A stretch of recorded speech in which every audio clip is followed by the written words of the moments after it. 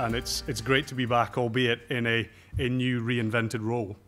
I've got a few things I want to cover this afternoon. I'll talk a bit about my role with the consortium, a bit about the SMRS process. Now, you've had presentations on this in the past, so I'm not going to go into too much detail of how all that works, but Rasmus asked me to focus on actually who's doing what with it.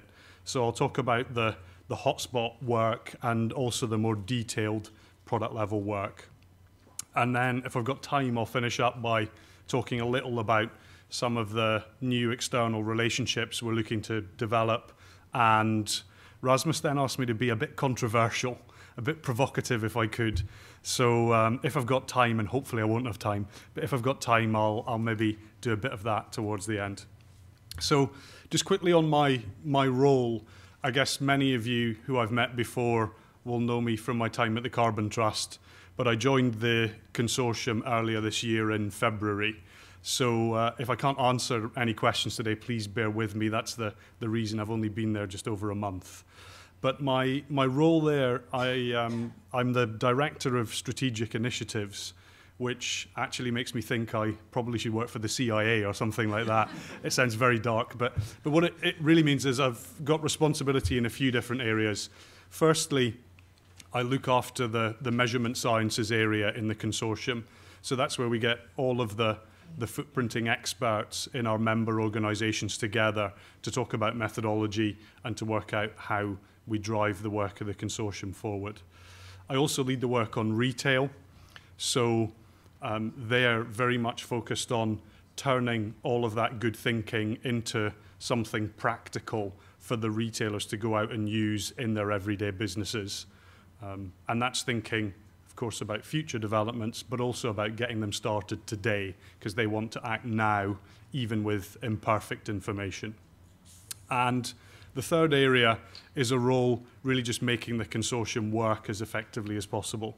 It's still very small, it's still very new, and yet it seems to have internalized huge complexity. And we need to try and simplify that a little bit to make life a bit easier for everyone. So that's what I'm doing, but I'm still really very new into it. So please bear with me as I go through the slides today. So a quick reminder, I think, of what the sustainability measurement and reporting system actually is. The idea is it's a suite of tools that companies are going to be able to use to drive innovation across the value chain. And it really works at those two different levels. Firstly, at the hotspot level, at product category level, and then at a more detailed sort of product-specific level, like the sort of thing we're talking about this afternoon. In the hotspot area, it's really a three-stage development process that the consortium's going through. The first thing is to create, for a particular product category, to create a dossier, which is really just a library of all of the existing LCA studies, other environmental impact studies, and the knowledge that we can gather from our members about a particular product category. And that's really, you should really think about that just as a brain dump.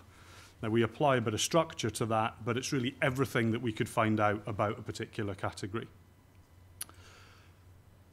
That's fantastic for the academic community. It's much less useful for the business community.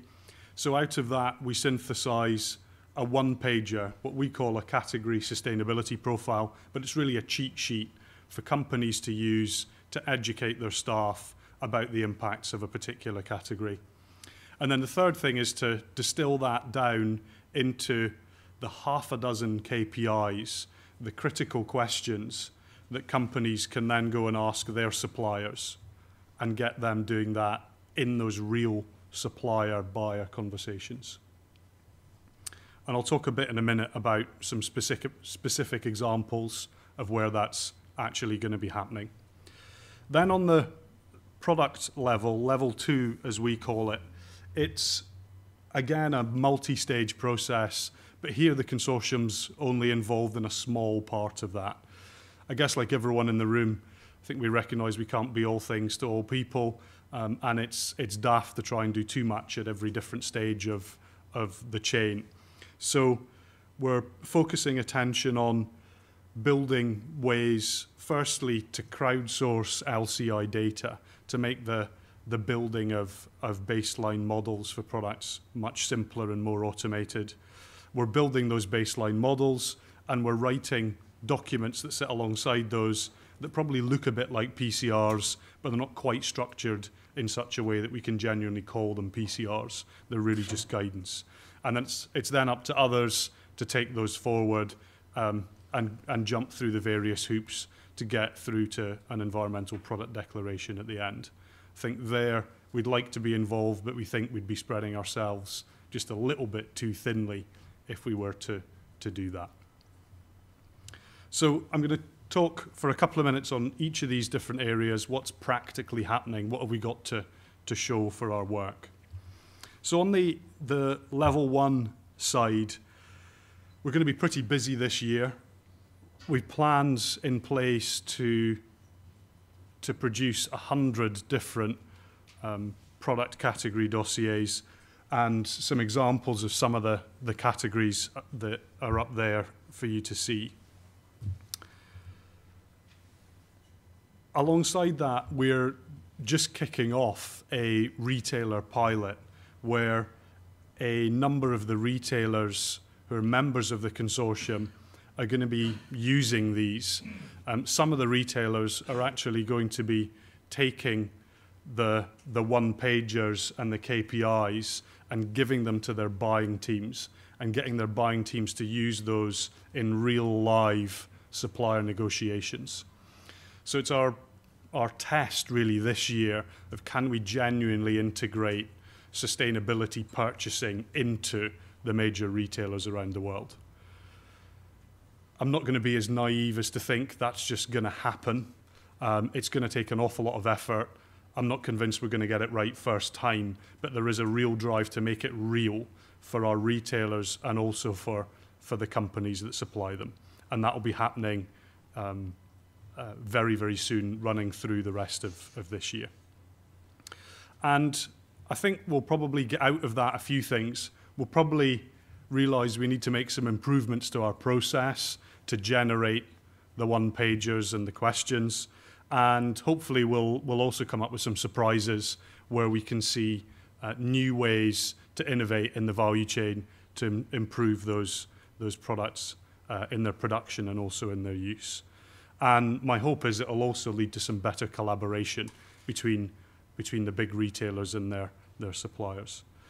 And of course, our longer term intention must ultimately be to use this as the basis to drive real disruptive, real radical product reformulation so that we're genuinely decoupling growth from impact. We're looking also to think a bit about how we take this forward beyond just this initial pilot. And so as part of the next few months, we're going to be testing a new IT tool, a reporting platform. And the idea is that we'll use that as a way to simplify the various different information flows and data requests that are flying around.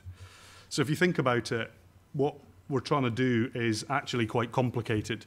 And we're trying to help lots of retailers go out and talk to lots of manufacturers, and those manufacturers are all talking to the same retailers, and before you know it, there's hundreds of conversations happening all over the place. Those are all very important, but it's quite repetitive and it's quite confusing. So we're going to pilot a software tool, a reporting platform that tries to simplify all of that, that creates a single central place for those KPI questions to be loaded, for retailers to ask their suppliers, and the suppliers to then once and once only update their responses, and for that information exchange to happen in a bit more of a streamlined, simplified fashion. So we'll be pushing that through the summer of this year as well. Moving on, I wanted to talk then a bit about level 2, the more detailed product-specific work that the consortium's doing. As I said, it's obvious that we can't do everything, and we're going through a conversation internally just now to work out exactly what it is that we do want to be doing and what we want to find partners for that we can work with. That's still a work in progress, but I guess a few things are clear. What we are trying to do is find some way to efficiently crowdsource data sources so that we're pulling out all of the different LCI data that's publicly available, and we're able to somehow work out in an automated way what the best, most appropriate piece of data is for us. But what we're definitely not going to do is develop our own life cycle database. There are a number of those out there. A lot of them work pretty well, and it seems daft to create another one when really we should be working in partnership.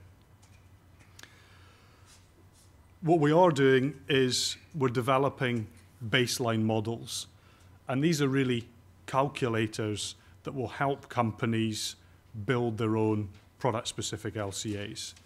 And alongside those, we're writing our LCA guidelines that explain to companies how they should do that. These are not PCRs yet, but they certainly could become PCRs if they're picked up and drafted then in the proper way. And what's clear to us is the consortium's probably not the right group of people to do that. We're not going to become a program operator. We're not going to set up a process to develop ISO-compliant PCRs ourselves. But what we are doing now is starting to talk to organizations who can be our program operator partners and who can do that next stage of development for us. And then lastly, what we are trying to do is find partners out there really on the software and tools side that can help automate this. It's clear to us that we won't ever become a software company, but having relationships and partnerships with software companies is going to be really important to make this work. And I guess there's a number of existing tool providers are already members of the consortium, and I can see a few faces around the room today that we're already talking about working with. So I wanted to finish this up by giving a couple of concrete examples. The first one I'd like to talk about is the electronics sector. That industry, I think, has been really forward-looking, and the group that's working as part of the consortium has really pushed things very, very fast. So that group's now got a set of guidelines and a baseline model for laptops that they're trialing. And the group's now out looking for a program operator to turn that into a proper PCR and to set up the EPD scheme that will allow them to start talking publicly about their individual products and I guess competing on those attributes. The second thing I wanted to mention was a project that we're running called Re-engineering. It's a grand name. What it really means is we're trying to work out what the long-term operating model should be in this whole area. How we take the existing footprinting process, which works well, but really only works well when analysing one or two or a small handful of products, and really scale that up so we can learn from what's already been done out there in the world, and we can automate the steps that it makes sense to try and automate so that we end up with something that's genuinely scalable at a detailed level. I guess I wouldn't pretend that we've cracked that yet. It's clearly a huge piece of work, and it probably involves collaboration with pretty well everyone in the room here today and many others too. But certainly it's something that's really important to the consortium. It's a problem that we want to be part of the solution for. So I'll just finish up by talking a little bit about our external relationships. I guess the first thing we're saying is it's definitely still a work in progress. The consortium's still a very new organisation. It's still a relatively North American-centric organisation, although there's a really strong push to get out there and, at least to begin with, get a programme of work and an organisation up and running in Europe. So as part of that, at the end of last year, Wageningen University and Research Centre joined the consortium. It's now one of the three main academic partners, and they are the lead organisation for us in Europe. And the CEO of Wageningen joined the consortium board last year, and is fantastic. He's really helped us internationalise that work. There's also a desire to build better engagement with the NGO and civil society community, and that's being led by our two NGO board members, WWF and CARE International. And there's a set of really important conversations happening that are going to shape the consortium's work. And I guess this is probably less a list of achievements and more my to-do list, I think, of organisations that I know we need to deepen relationships with. We've heard from WBCSD today, and we've collaborated historically with them and WRI on the product protocol and the Scope 3 protocol, but that relationship really needs to be deepened, I think. We've heard a bit about RAP and the EU Commission work today too, and I have a real sense that those are both incredibly important for the work of the consortium. And I guess the last one I'd want to mention is the Consumer Goods Forum, which has been very active in this space. We don't often hear them here, which I think is a shame, but they've been very active in this space, and they're going to be an important partner from the consortium going forward, in particular when it comes to truly internationalising our work beyond just North America and Europe. So I think I'm probably over time now, so I'll stop there, and I don't know if there's